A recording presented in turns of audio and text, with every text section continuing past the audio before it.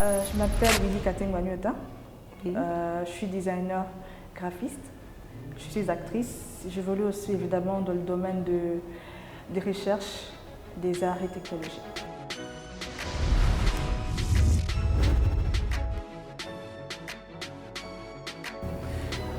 Les arts est inné en moi, mais j'ai commencé à les découvrir à l'école primaire. En 5e année, quand j'ai commencé à dessiner des cartoons, j'ai commencé à dessiner des mangas et je les vendais. J'ai vendu des dessins, j'ai colorié, j'ai vendu des dessins. Et j'ai pris petit à petit goût à ça. Et c'était dur pour moi, puisque c'est pas évident de pouvoir convaincre les parents de faire les arts. Surtout en Afrique. Oui, surtout en Afrique, parce que le métier est pris comme un métier de basse classe. Donc je me suis battue. J'ai dû affronter mes tuteurs, mes parents, pour pouvoir aller faire les arts concrètement, donc à l'Académie des Beaux-Arts.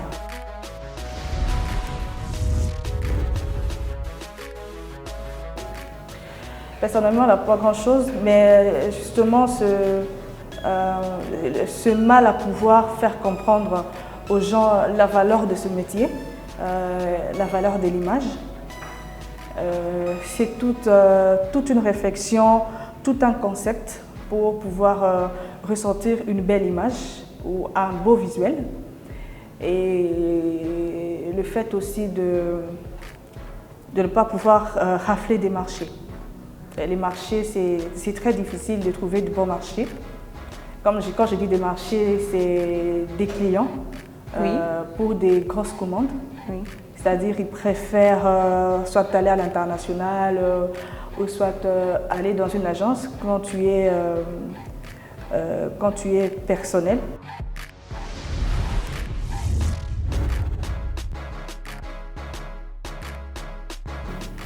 Les avantages, le premier avantage, ça te démarque, puisqu'il n'y a pas beaucoup de filles dans ce métier. C'est un métier dit d'homme. Et puis, ça m'a ouvert beaucoup de portes, puisque j'ai pu apporter une innovation dans le domaine de l'art et de la technologie. Donc, une interface que j'ai customisée Afrique, grâce à la culture africaine. Donc, j'ai fait mes recherches par rapport à l'histoire, puisque l'histoire est liée à la culture et la culture repose dans les arts. Exactement. C'est-à-dire les vestiges, l'architecture.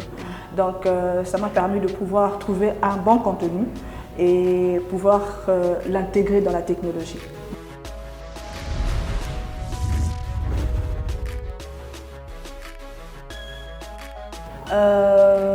Une interface est différente d'une application. Oui. Déjà, les gens confondent. L'interface, c'est tout le système. C'est tout le système parce que, un exemple tout banal, quand on a un système Android, on a le système. Alors, la valeur ajoutée, c'est que mon interface accompagne la technologie dans sa capacité à captiver, à informer, à former et à éduquer. D'accord.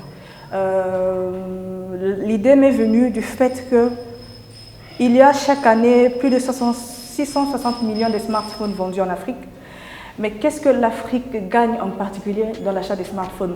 Et cette histoire de cobalt, nous ne produisons pas de téléphones en Afrique. Tous les téléphones nous viennent d'ailleurs, mais 660 millions. Et si un smartphone se vend à plus de 100 $, c'est beaucoup d'argent. Oui. Alors, qu'est-ce que nous devons apporter de plus? Puisque il y a un problème de culture, une culture qui se perd actuellement. Et ce mouvement de révolte qui vacille par-ci par-là, les Black Lives Matter, des Noirs qui cherchent à se retrouver, à se positionner, mais ils n'arrivent pas à retrouver leurs origines. C'est à cause de cette frustration des Noirs déportés qui ont complètement oublié leurs origines, leur nom. Alors, Android Africa te permet d'avoir un repère. De te ressourcer. De te ressourcer, voilà. Ça te permet d'avoir un repère culturel. Oui. Ça te regroupe par rapport au sien. Et le sien pourront t'apprendre par rapport à ta culture.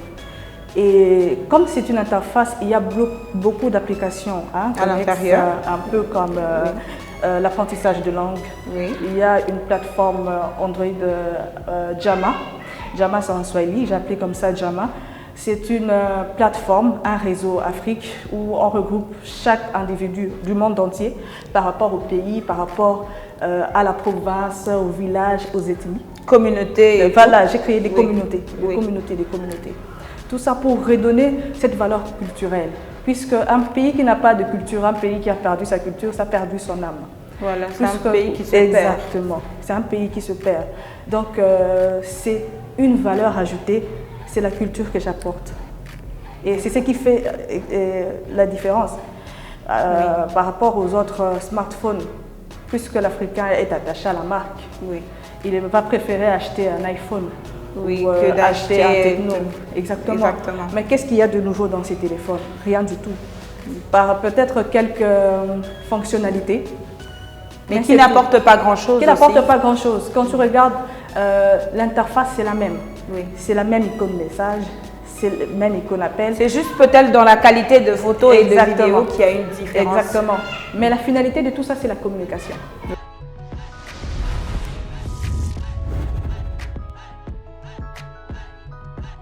Comme on dit, voilà, journée des droits de la femme, dédiée aux droits de la femme. Mais le droit de la femme, je pense que c'est beaucoup trop ambitieux. Ah, c'est trop beau pour être vrai. Tu veux nous Il expliquer? faudrait, pour moi, la femme doit mériter sa place. La femme doit se battre, elle doit mériter sa place et non obtenir une place parce que Quelqu'un c'est a une femme, décidé de lui donner cette place. au nom de la parité. Oui. Voilà, c'est la parité, une parité positive, une discrimination positive. Il faudrait normalement avoir 40% de femmes. Et voilà, on va mettre une femme là. Et du coup, tu verras que ces femmes ne savent pas défendre d'autres femmes. Elles ne parlent qu'en mars, au mois de mars. Mais après Donc ça, elles doivent défendre celle rien qu'elle du est. tout.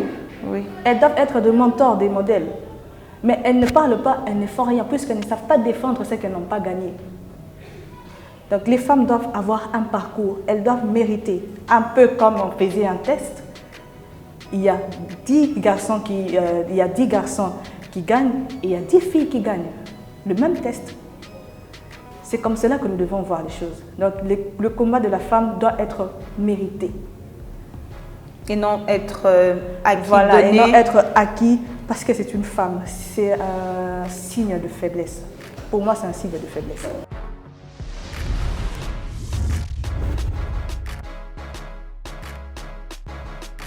Je conseille aux femmes de pouvoir oser. De pouvoir oser tout, de pouvoir oser tous les métiers. La femme d'office est marginalisée par rapport à certains métiers. La raison pour laquelle aujourd'hui tu verras une femme mécanicienne, elle est regardée de travers, elle est vue de travers. Ou soit tu regardes une femme… Photographe. Photographe, j'en ai connu une et c'est toujours compliqué. Mais je demande aux femmes d'oser. Pourquoi? Parce que la civilisation et les développements passent par la femme. C'est clair, c'est clair. Les développements passent par la femme. Pourquoi? Parce que c'est la femme qui accompagne les hommes. Quand je dis les hommes, c'est les hommes en général avec un grand H.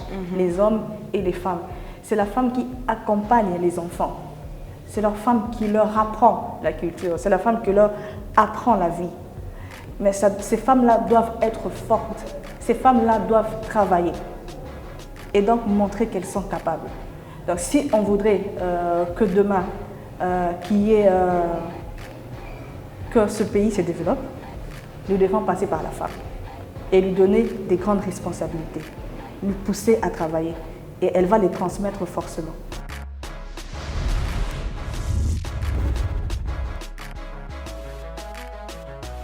Alors j'ai un dernier message par rapport aux femmes, les femmes de Béni, de Rutshuru, de Butembo, de l'Est, ces femmes qui souffrent actuellement, les mamans maraîchères, les dames qui se débrouillent, les vendeuses de pain, les vendeuses de cacahuètes, les vendeuses de fruits.